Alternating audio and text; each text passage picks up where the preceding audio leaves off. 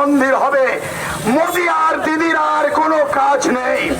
দিদি দীঘাই মন্দিরে 5 লক্ষ টাকা দিয়ে সোনার ঝাঁটা উপহার দিয়েছেন, যজ্ঞ করেছেন, ঘোষণা করেছেন দীঘায় 2 দিন ধরে কোনো মুসলমান যেতে পারবে না, হোটেলে মাছ মাংস ডিম হবে না, মন্দিরের ত্রিসীমানায় অহিন্দু ছাড়া কেউ ঢুকতে পারবে না।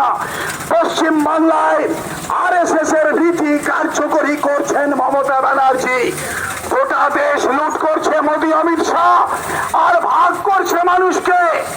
কখনো বাবরি মসজিদ ভেঙে মন্দির, কখনো কাশ্মীরে 370 প্রত্যাহার, কখনো ওয়াকফ আইন, কখনো সিএএ, কখনো NRC। ভারতবর্ষের সংখ্যালঘুদের 3য় শ্রেণীর নাগরিকে পরিণত করার চেষ্টা করছে RSS এবং মোদী অমিত শাহ। আমাদের পশ্চিম বাংলাতেও রামনবমী হচ্ছে তৃণমূল বিজেপি মিলেমিশে।